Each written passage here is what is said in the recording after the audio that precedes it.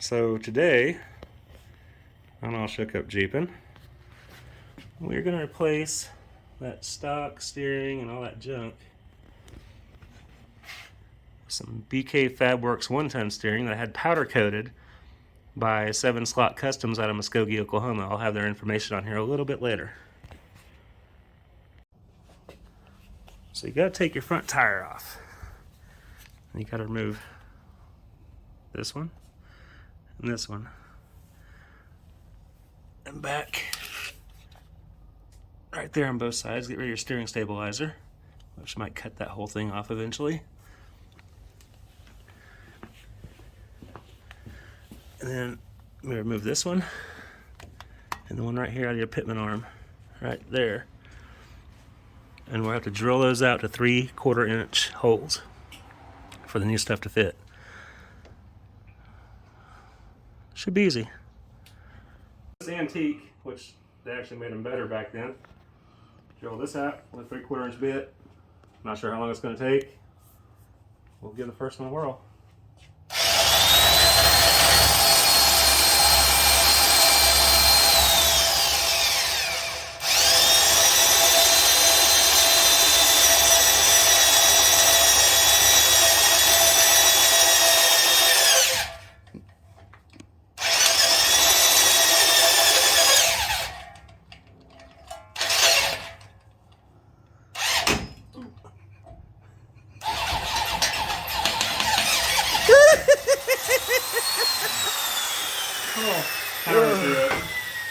Yeah, just like that goes right in.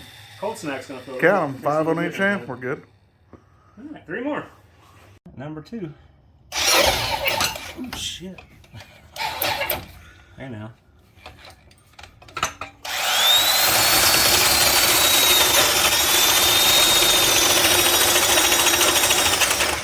A feller wants to wear safety glasses.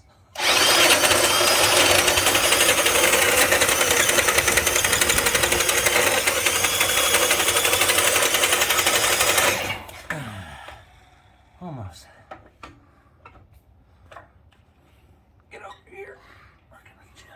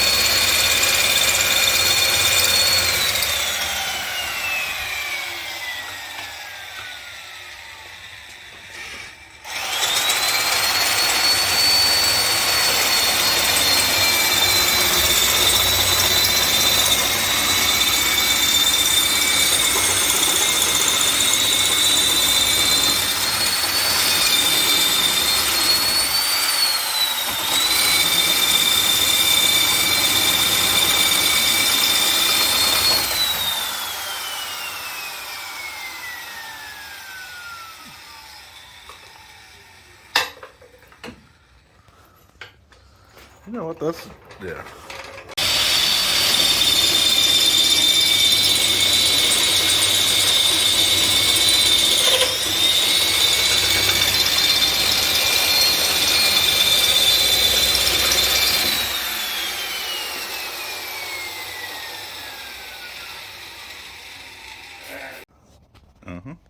Number 3.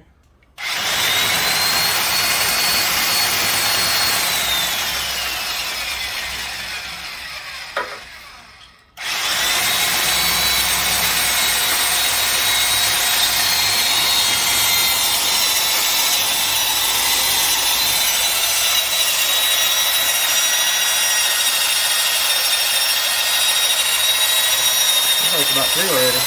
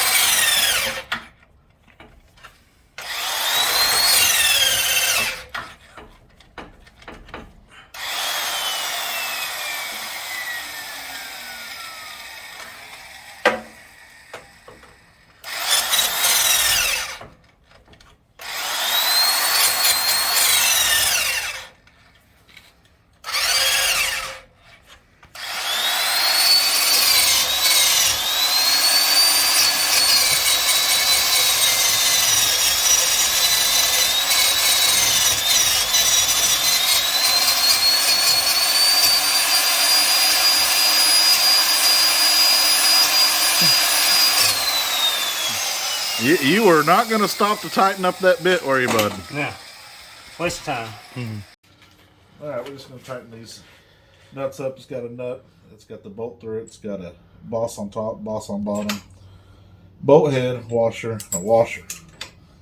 We're going to torque these down to spec.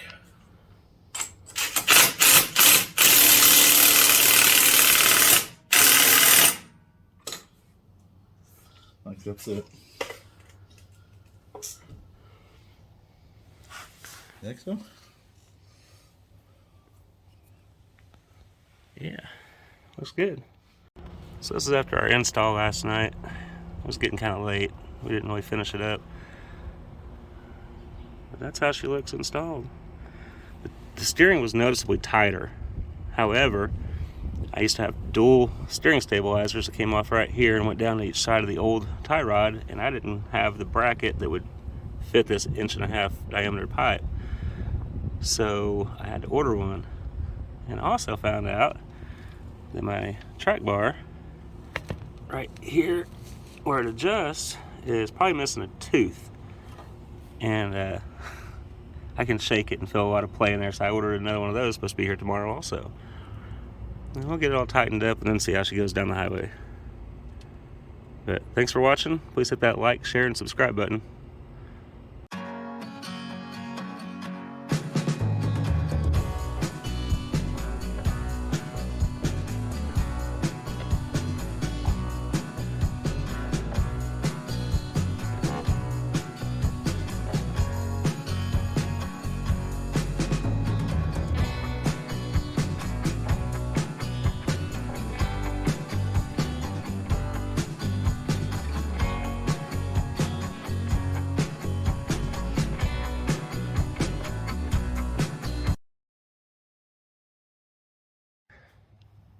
So today we are going to change out the oil pan. I mean, it's supposed to look like this. Mine has looked like this for about 6 months. Oops. That's because I don't have a skid plate, and this one rock just snuck up and bit me. So we're going to replace that today, I believe. So today in the Bill's garage, well, buddy, my Bill's, I'm going to change out my oil pan. A rock snuck up and got me a while back. It's not leaking, but I'm going to put a new one on before we put a skid plate on. So, got a brand new shiny one to scratch up. And we'll go through the process of changing this dude out. It's going to be a 13mm drain plug. And we'll get the oil drained, and then we'll pick back up when we're taking the oil pan off.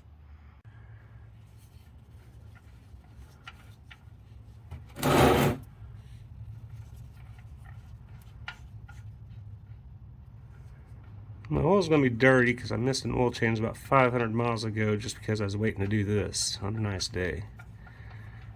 So don't judge. Sorry, Matt. Oops.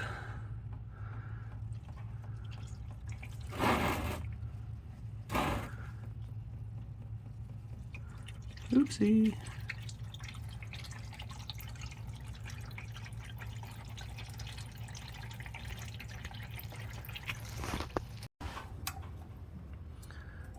These here are 10mm. I'm going to attempt to video this. I'm going to do 4 or 5 and then I'll stop. As you get the hang of it, just take them off.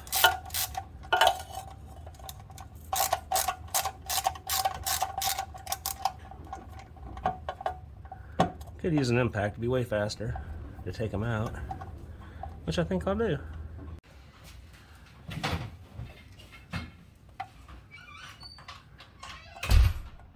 That's difficult.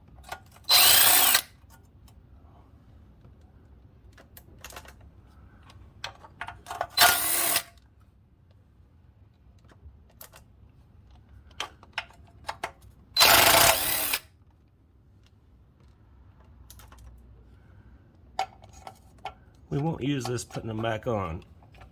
It's not a very smart idea. You gotta torque them down just right.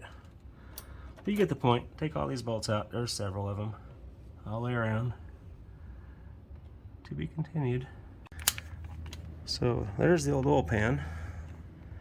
This one I got lucky. A lot of the gasket came off with the pan. But you want to make sure you scrape every bit of gasket off of that.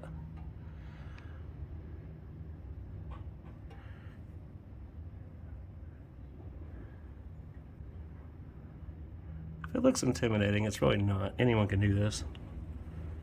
Just a couple simple tools.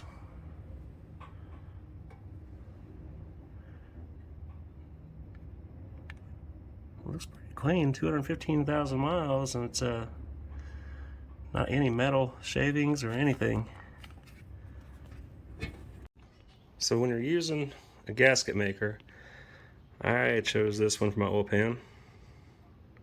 Make sure the surface is clean. I already cleaned out where it mounts to underneath. And we're going to put a good amount around these holes all the way around. And we're going to put it on there, then we'll put the bolts in hand tight. Don't tighten them down for like an hour. Let it set up a little bit before you actually torque it down. So just make a nice bead around it. Ignore the cold snack. And put it on finger tight. Let it set up for an hour, then come back and retorque it. So I got these on there hand tight. You just want to tighten it down until you see some squishing out, but don't go tight all the way. Just hand tighten them. Let it sit for an hour, then come back and torque them to spec. While we're down here, we're going to go ahead and change out the oil filter. Get that done. Then we'll torque these down to 8.7 foot-pounds. That's what it calls for. We'll get that done. We'll let her sit for a while. Let her set up. Alright, so we got oil filter changed. There's a little bit of oil up there, but it leaked down from the top. Got these all torqued down to 8.7 foot-pounds. You have to convert from inch-pounds to foot-pounds, and it equals out to 8.7. It looks a whole lot better. We'll just see if she holds oil after a while. And just let that set up. I'll probably let it sit for another couple hours because I'm not in no hurry to go anywhere today. Enjoy some cold snacks and have a fish fry and fill her up with oil and see how she does. So there it is, installed. Sorry it took so long to get back at you, but just let it sit for about 24 hours, let it cure before you fill it full of fluids and start it. And I've had no leaks. It's been about a week now. Easy peasy.